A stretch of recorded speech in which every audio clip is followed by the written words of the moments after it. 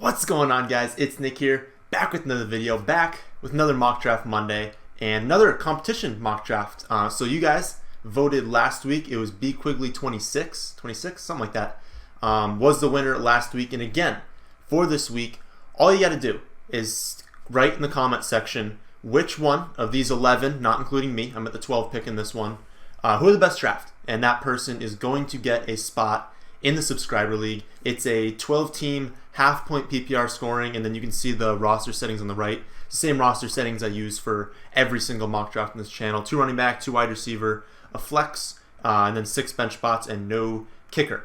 There were 2 questions that I want to go over in these first few rounds, and then I'm going to cut in and out and kind of talk about players that I want.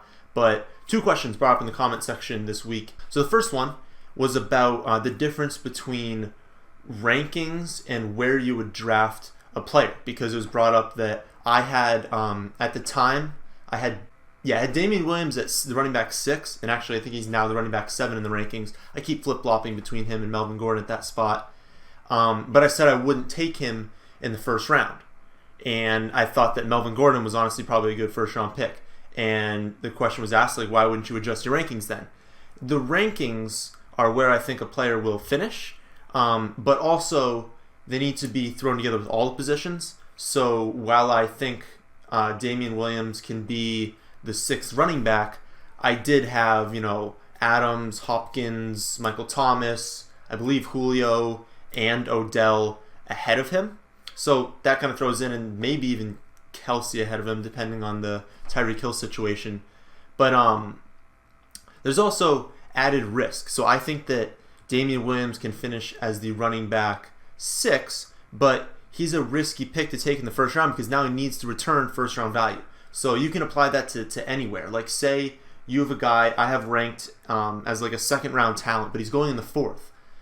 Well, you taking him in the second round adds a lot of risk, and maybe that's too much risk for me in the first 4 rounds. Remember, first 4 rounds we try to eliminate all risk. So I think that Damian Williams is a reach anywhere in the first round, but I think he's a great pick in the second round, even though I have him ranked as the running back 7 right now, which could, I guess, end up, depending on your draft strategy, as a first round pick. So that was kind of one thing. And then I'll get to the second question after my pick. Pretty likely to take wide receiver here, or at least one wide receiver in this spot. So we've got Mixon, Connor, Cook, Chubb, Williams, and then Odell, Juju. Those are probably just the 2 that I would look for. Definitely taking Odell with one of these picks, so I'll just do that one right now. The question would be, do I want to take Juju and just lock in the start of a RB0 draft? Do I want to do basically the same thing and take Kelsey? So probably not take Kelsey. We're not doing a quarterback either. I have James Conner as the next. That's a tough one.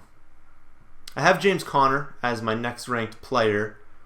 I kind of want to see what will happen if we go RB0, but I am afraid once we get to this next pick, we'll be in this lower tier running back range.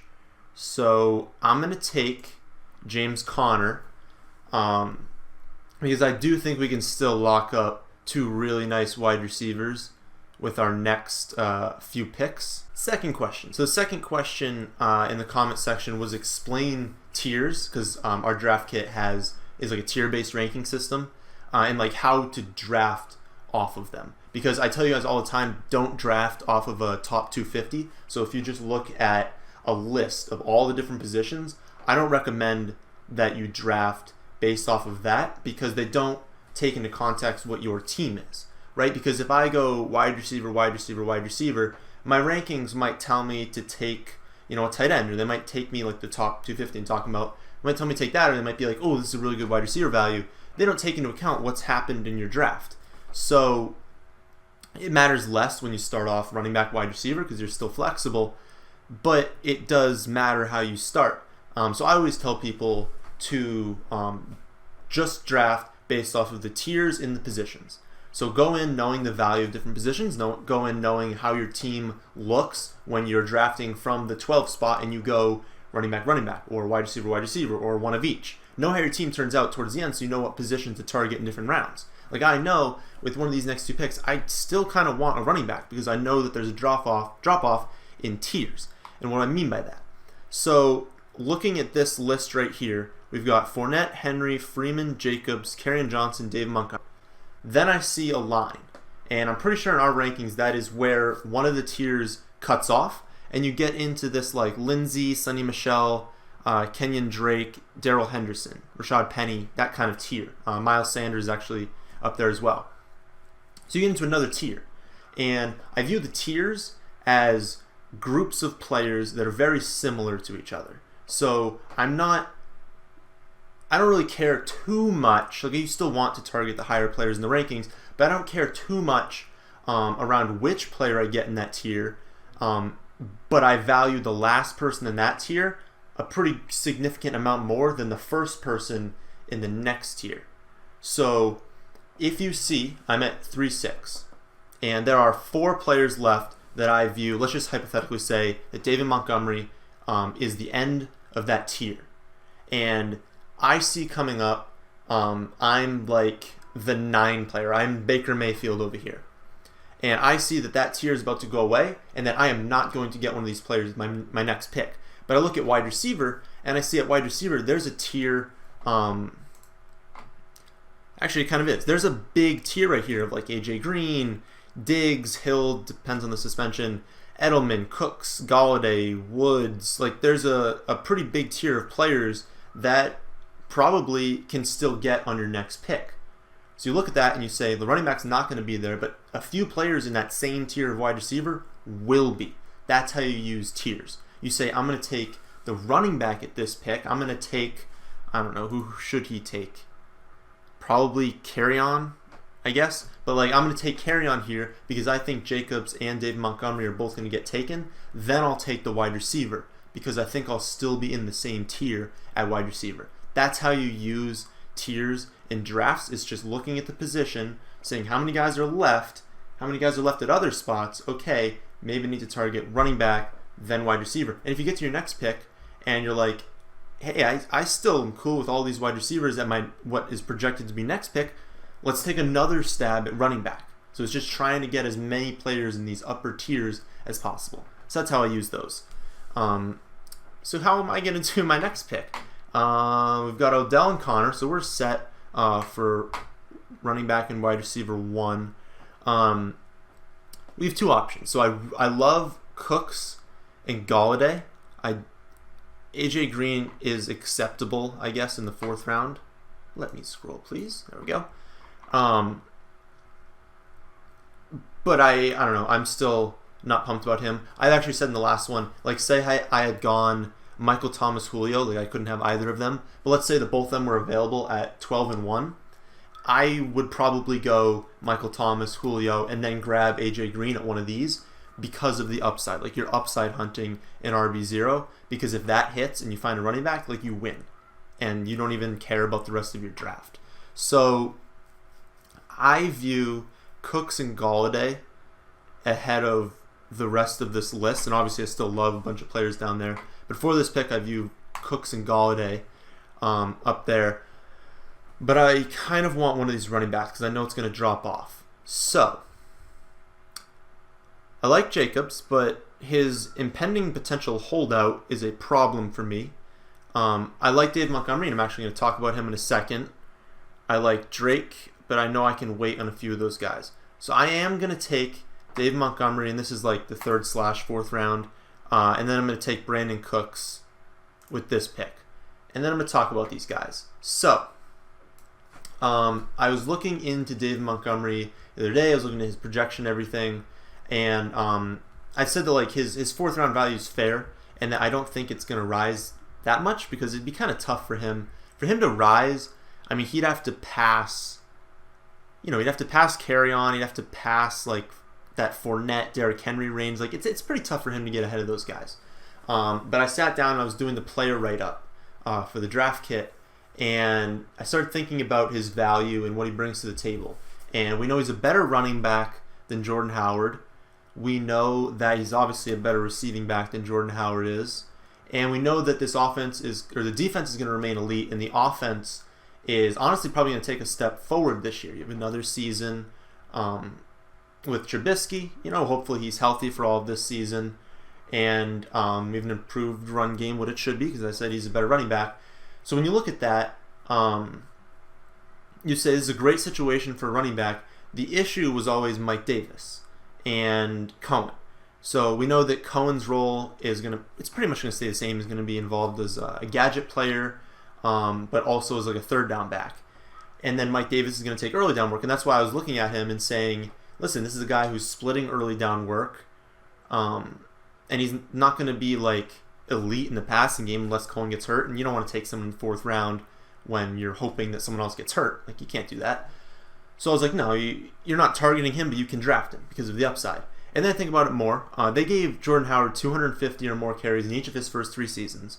So realistically, if we think this guy's better than him and they spent an early 3rd round pick on him, like, they think he's good, and he is a solid running back. He's not like an elite athlete or anything, but he's a solid running back. So he's probably going to be around that range. And then you think, okay, Mike Davis was solid last year, and they said they're going to use him, but people say a lot of things in camp. And yeah, he was solid last year, but he was like fine on a run-first team. Like, we don't really know what Mike Davis is. So should we really be scared of that? Probably not. We probably shouldn't be scared of Mike Davis. And that just gets me thinking, he's worth where he's going right now. Now, I wish he was going more in the late 4th round, but you're getting a player on a team that should be winning a lot, who has a role in the passing game, who's going to score touchdowns, who's got an elite defense to keep other offenses off the field, and who's got a solid mobile quarterback. Like, this, everything you point to with David Montgomery is good. It's like a really good thing, except Cohen and Mike Davis. So you're betting on the talent and the opportunity being there, and if you ask me to guess, I think it is. Like, I've thought about it enough that I think it's going to be there. And the thing is, right now, I guess we're recording this on July 7th, right? We're going to know. Like, people are going to go into camp. There are going to be reports out of camp. Then the preseason is going to happen, and we're going to see exactly how many snaps David Montgomery gets with the first team, how many snaps Mike Davis gets with the first team, and we're going to know. We're going to be like, oh, look, it's probably going to be like a 70-30 split, and that, oh, they're actually not taking him off the field in passing downs. Or maybe it is bad. Maybe they're splitting half and half, Mike Davis and David Montgomery on early downs, and Cohen is on 3rd down, and we're just not seeing Mike Davis out there enough with the first team. So we're going to know. So if you're doing drafts right now, it's a little bit of a more difficult situation. But you guys know I always recommend don't do drafts right now. Do drafts 3rd week of preseason on. Like, that should be your earliest draft, is the end of the 3rd week of preseason should be your earliest draft, unless you're doing Dynasty, of course. But for redraft leagues, which is what this channel basically is, we're just gonna know. Like, there's not that much risk in a guy right now, because like, we're gonna know before the season starts. So that's my take on David Montgomery. So I do think he's worth this late 3rd, early round pick. I don't think he's someone you need to like target in every league, because they're gonna be in drafts where Carrion falls to you or Freeman falls to you, or you wanted to take Amari Cooper, or you wanted to take this way. Okay, you couldn't have taken Cooper, but you wanted to take like AJ Green and Brandon Cooks, which would have been viable, or Galladay and Cooks. So I don't think he's someone you need to have in every league, but I think he is someone that you can take when he's there. And I think he's there in that late 3rd, early 4th round range.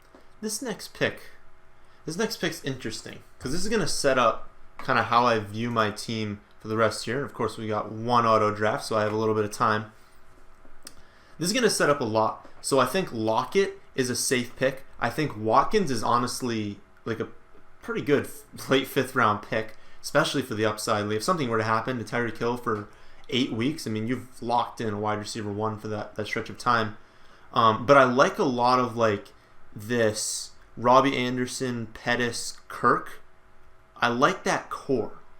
And I'm questioning, are any of them going to be there at 7, at the end of 7? Probably not, right?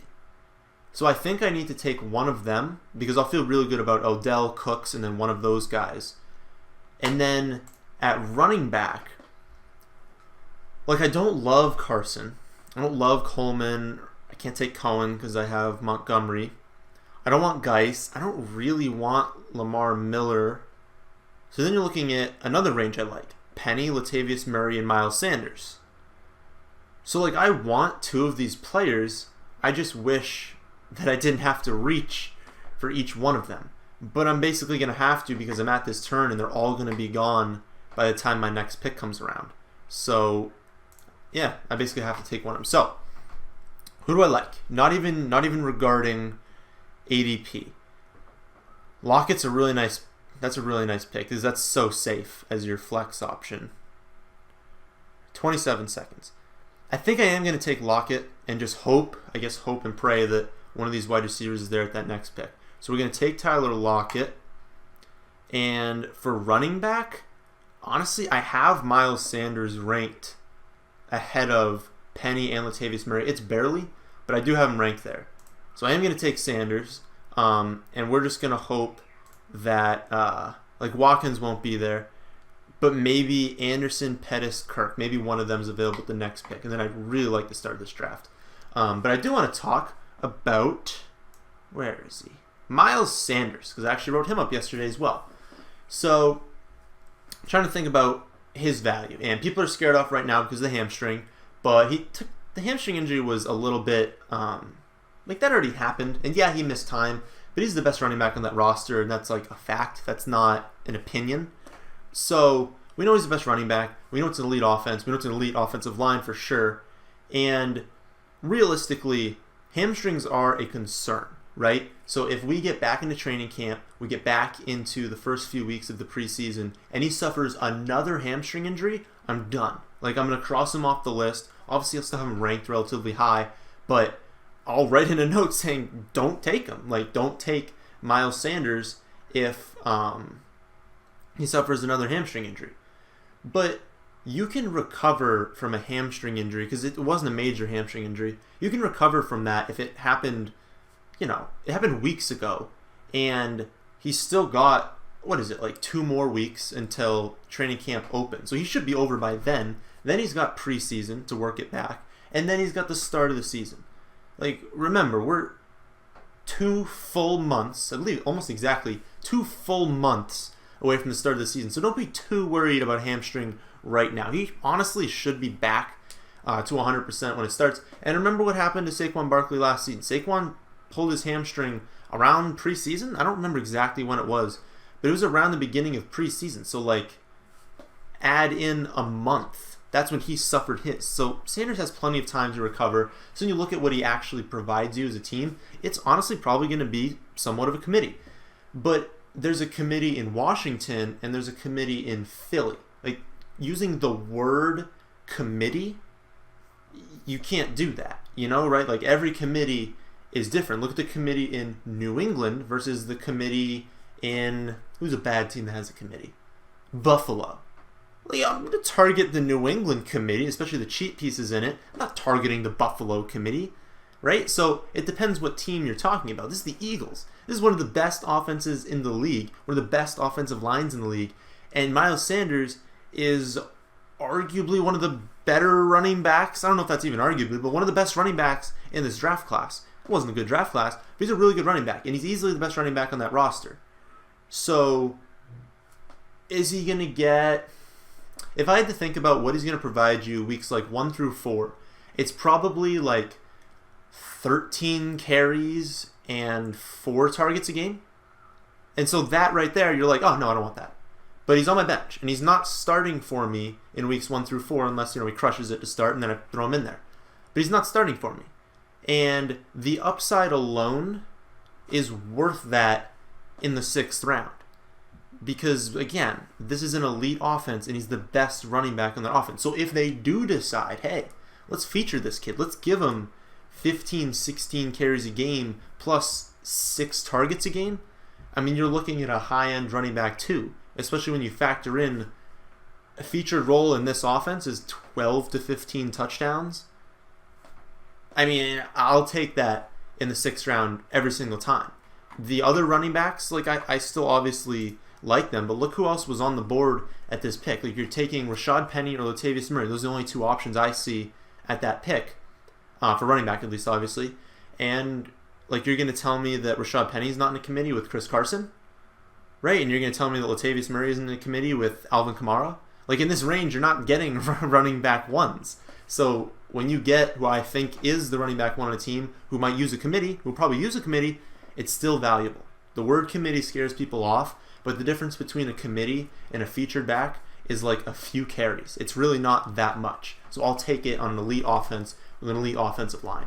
I've been looking through the positions, and we're kind of at that range of wide receiver where everyone just kind of gets thrown together, and I don't really care who I get. So I'm looking at Will Fuller, Marvin Jones, Allison, Corey Davis, Sutton, Dede, Marquez Valdez-Scantling, Deshaun Jackson, QT, Samuel, like all these guys. I don't really care which one I get. I'd like to get maybe two of them. So what I'm thinking is, these next two picks, this 7 and 8 range, I'm going to take at least one running back, and then I'm probably going to take a tight end, because I looked here. I don't want Ebron, but I want one of Vance or Njoku, because after that I do see kind of a drop-off. So, although I wouldn't be against taking Rudolph, but I see kind of a drop-off. So if I take, with this pick, I take Njoku, and then I take a running back who will be, I don't want to reach too much. I like some of these guys, but I would like, we'll take Royce Freeman. What I did there, running back gets pretty gross. There are still a few options left, but if I was going to take potentially two wide receivers at 9-10 as like my last two wide receivers, there are still some running backs that I like in this 11th and 12th round range. But I still wanted one more that I believe in. And tight end, I see a little bit of a drop-off. Not that I'm against taking some of the tight ends. Like, if we look at who I could have gotten later in the draft, I'm still cool with maybe Delaney Walker, Herndon, but then you have to draft Jordan Reed after that. Kyle Rudolph, Jordan Reed, of course, Goddard, Mark Andrews. I'm still cool with those guys, but I do view David Njoku as a pretty nice tier above them. And when I'm going up against guys who have Kittle and Ertz and Kelsey and O.J. Howard, like, I'm at a pretty big disadvantage when I have Mark Andrews. So having Njoku there, I think is a good pick. And like I said, like, there are so many wide receivers that I love in this range that I'm cool not being the first one to take one of those guys. Like, I'm sure a lot of them will get taken in these next two rounds before it gets back to me. But I do still think at least one of them is going to be there for me. Hopefully I can grab two of them. So then we talk about the running back I took. And what I'm looking for in an 8th round running back, when I already have Connor, David Montgomery, and Miles Sanders, what I'm looking for is upside, right? I don't need this guy to produce probably for the first month, potentially 2 months of the season. What I need is for him to have a chance to break out. So while I think Philip Lindsay's obviously picked Lindsay ahead of Freeman, Lindsay is a smaller running back. I'm not saying he can't handle a full workload, because he just showed that he can, but it would not be shocking if Lindsay got hurt. And I do think Royce Freeman's talented, and you look at a lot of advanced metrics, he was better than Lindsay in some cases. He was still a rookie. He still needs time to develop. So do I think he breaks out? No. But would I prefer him or LaShawn McCoy? Like, I'm not drafting LaShawn McCoy. Okay, Carlos Hyde. You could do it. I'm betting on Damian Williams, but realistically, you could take Carlos Hyde with that pick. If you don't think Williams can handle a full workload and he gets hurt, well, Hyde's the next guy up, and he's probably a high end too if Williams were to get hurt. Jalen Samuels, well, I drafted James Conner, so I'd prefer Jalen Samuels in this draft not to work out, because then I just lost that'd be my second round pick. McKinnon, I mean, he's gonna be in a healthy scratch half the weeks of this season, and then you go down to Foreman. I like him, but I honestly thought there was a chance he'd be available at the next pick, and it felt kind of like reaching in the early 8th round for who is the backup at this point in time, but he has some upside. You could go there. Eckler, he's going to provide you points, but even if Gordon goes down, he's not shooting up your rankings that much. So you get to the rest of these guys, and there's problems. Like, I want Damian Harris, I want Justice Hill. Malcolm Brown, potentially Kieran Marstead, but but like there are a few guys left. Chase Edmonds was at the bottom of that list, but I don't need to go for them. So I think Royce Freeman is a good pick for a guy that, if something happened to Lindsey, I mean Royce Freeman, honestly, probably low end 2. Is that where he would be? Probably a mid to low end 2. If Lindsey were to get hurt, is where Royce Freeman would end up. I'm taking that in the 8th round, so I'm still cool with Royce Freeman. Unfortunately, Curtis Samuel, really wanted him at the late 9th round pick. He got taken. So I was going to do Curtis Samuel and who was the other guy? And Moncrief. I was going to take both of them. Turns out that's not going to happen. So I'm looking through who I'll take with my next ones. And come on. All right, there we go. So I am going to take Moncrief here. I am going to wait on quarterback, and I already have my tight end. So I'm taking a running back with this pick. And I thought maybe I'll wait on like these Damian Harris, Justice Hill guys, but they're probably going to take in at this next turn, and I'm okay reaching at an 8th round on. Honestly, take guys really wherever you want. The hit rate is basically the same. So I am going to take Damian Harris with the next pick and hope that Justice Hill is available in the 11th. So the plan is to take 14th round defense, 13th round quarterback, or flip. I don't really care which order those two go in. So we have 2 more spots for our bench. So let's look at our team. We've got James Conner, David Montgomery, Miles Sanders, Royce Freeman, and Damian Harris. I do that every time. Damian Harris for running back. And then for wide receiver, we have Odell, Brandon Cooks, Tyler Lockett, and Moncrief, who I think that's an exceptional core of wide receivers.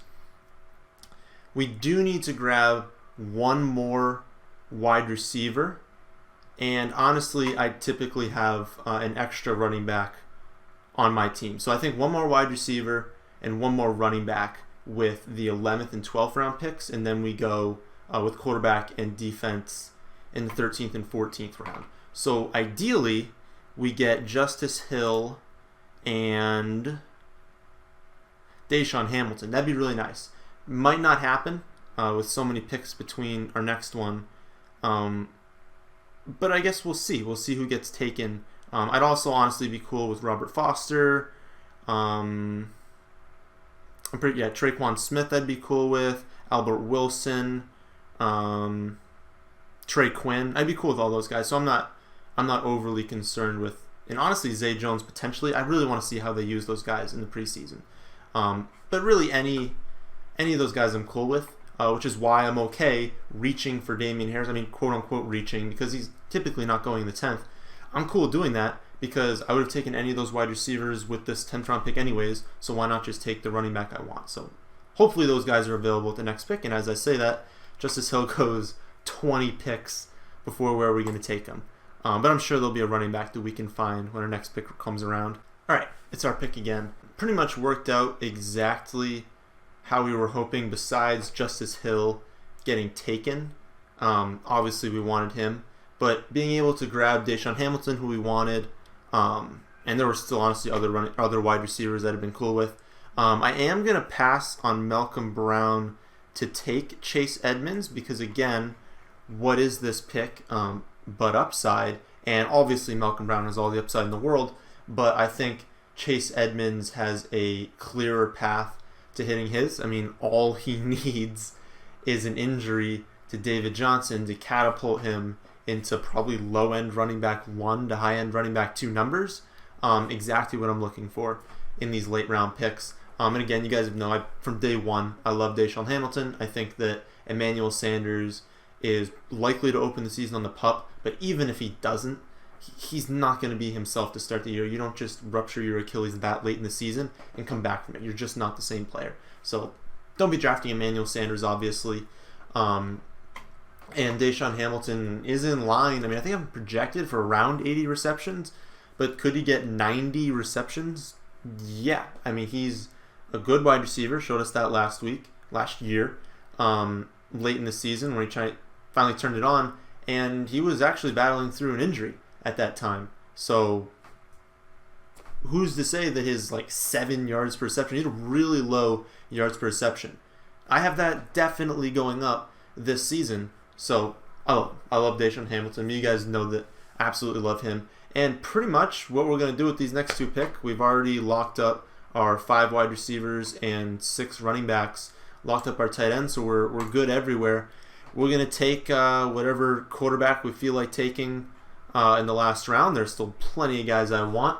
And then we're going to take whatever defense.